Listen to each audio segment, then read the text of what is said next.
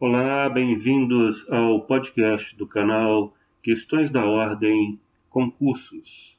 Hoje vamos falar do Estatuto da OAB, da Lei 8.906 de 1994, da atividade de advocacia.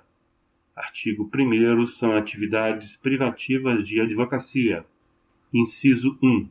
A postulação a qualquer órgão do Poder Judiciário e aos juizados especiais. Atenção a este ponto, que a palavra qualquer foi cortada e já comentamos em seguida. Inciso 2. As atividades de consultoria, assessoria e direção jurídicas. Parágrafo 1º. Não se inclui na atividade privativa de advocacia a impetração de habeas corpus em qualquer instância ou tribunal. Parágrafo 2º. Os atos e contratos constitutivos de pessoas jurídicas, sob pena de nulidade, só podem ser admitidos a registro nos órgãos competentes quando visados por advogados. Parágrafo 3º. É vedada a divulgação de advocacia em conjunto com outra atividade. Comentamos. A expressão qualquer, que foi declarada inconstitucional com o julgamento da ADIM 1127-8, desta forma, o Supremo Tribunal Federal entendeu que a representação da parte por advogado em juízo pode ser dispensada em certos atos jurisdicionais. Inicialmente, observamos que a capacidade postulatória, como regra, é privativa do advogado, de forma que apenas aquele que for apto e qualificado legalmente, poderá postular em juízo e exigir um provimento jurisdicional do Estado. No entanto, algumas exceções legais dispensam a necessidade de a postulação em juízo ser realizada por advogado. Habeas corpus, juizado especial civil até 20 salários mínimos, juizado especial civil até 60 salários mínimos, ação de alimentos, defesa em sede de processo administrativo disciplinar. Para este ponto, a falta de defesa técnica por advogado no processo administrativo disciplinar não ofende a Constituição. Súmula vinculante número 5 do Supremo Tribunal Federal. E jus postulandi na seara trabalhista, artigo 791 da CLT e súmula número 425 do TST. Na seara trabalhista, a parte pode acessar a Justiça do Trabalho sem a necessidade de advogado, com exceção para fins de recursos de competência do Tribunal Superior do Trabalho, ação rescisória, ação cautelar e mandato de segurança. A atividade de consultoria, assessoria e direção jurídica refere-se à forma de solução e conflito, sem a necessidade direta, por vezes, de se instaurar uma lide perante o Poder Judiciário. Dentro da atividade mencionada, observa-se obrigatoriamente de ser visado por advogados os atos e contratos constitutivos de pessoas jurídicas, quando forem apresentados para registro no órgão competente, artigo 2º do Regimento da OAB. Em exceção a tal regramento, encontram-se as microempresas e empresas de pequeno porte, por força do artigo 9º do 2º parágrafo da LC 123 de 2006. Artigo 2º. O advogado é indispensável à administração da Justiça. Parágrafo 1º. No seu ministério privado, o advogado presta serviço público e exerce função social. Parágrafo 2º. No processo judicial, o advogado contribui na postulação de decisão favorável a seu constituinte, ao convencimento do julgador, e seus atos constituem munus público. Parágrafo 3º. No exercício da profissão, o advogado é inviolável por seus atos e manifestações nos limites desta lei. Artigo 3º. O exercício da atividade de advocacia no território brasileiro e a denominação de advogado são privativos dos inscritos na Ordem dos Advogados do Brasil, OAB. Parágrafo 1º. Exercem atividade de advocacia, sujeitando-se ao regime desta lei, além do regime próprio a que se subordinem os integrantes da Advocacia Geral da União, da Procuradoria da Fazenda Nacional, da Defensoria Pública e das Procuradorias e Consultorias Jurídicas dos Estados, do Distrito Federal, dos municípios e das respectivas entidades de administração indireta e funcional. Parágrafo 2º.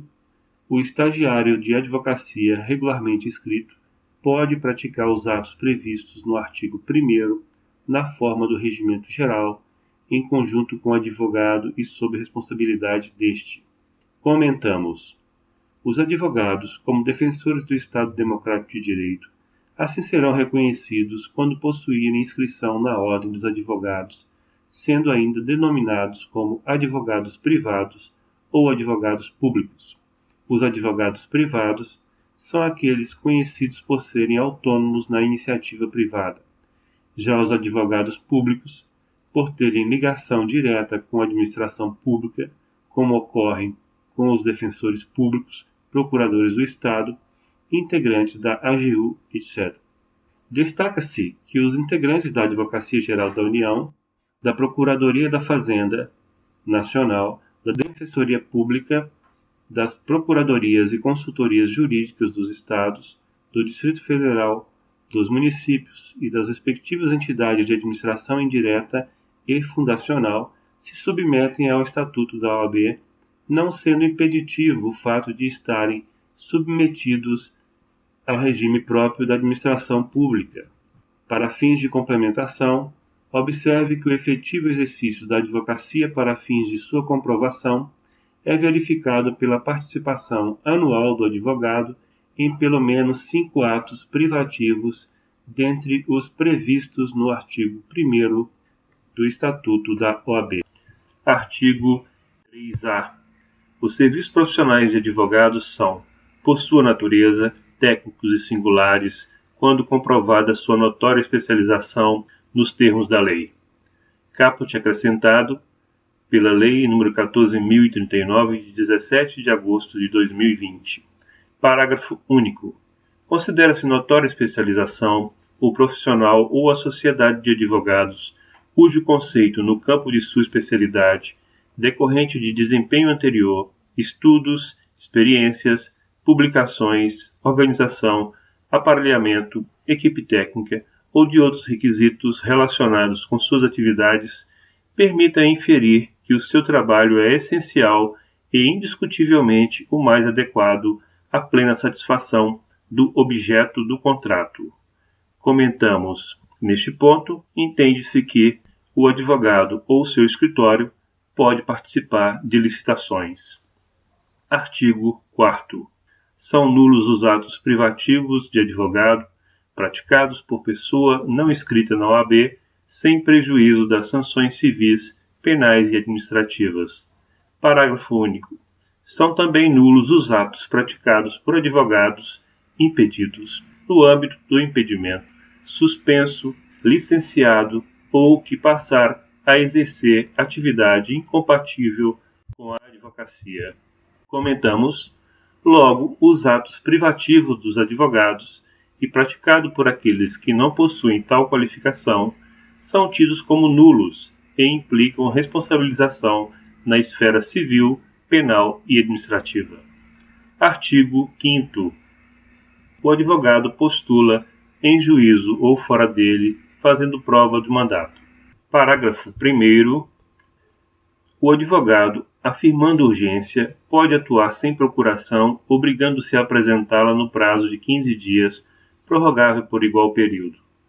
Parágrafo 2º. A procuração para o fórum, em geral, habilita o advogado a praticar todos os atos judiciais em qualquer juízo ou instância, salvo os que exijam poderes especiais.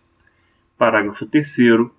O advogado que renunciar ao mandato continuará durante os 10 dias seguintes à notificação da renúncia a representar o mandante, salvo se for substituído antes do término deste prazo. Comentamos. Em resumo, devemos nos ater ao aspecto de que a atuação do advogado frente aos interesses do cliente, o outorgante, se tornará possível mediante a existência de um mandato com a outorga de poderes para representação na esfera judicial ou extrajudicial. Em contrapartida, a atuação do advogado sem mandato deve ocorrer de forma excepcional para medidas de urgência nos termos do Estatuto da OAB.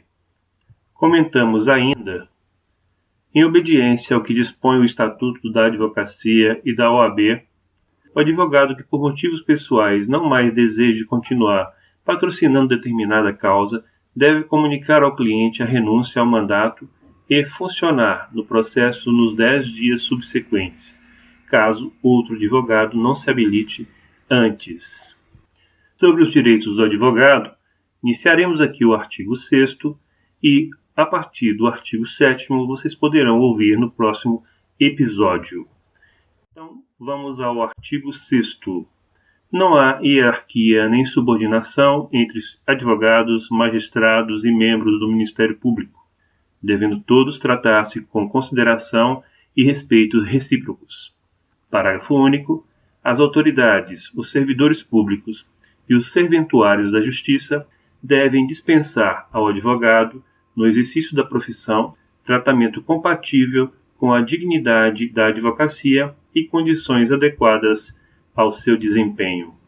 Continue acompanhando os próximos artigos aqui no podcast do canal Questões da Ordem Concursos e não deixe de conhecer o nosso canal no YouTube.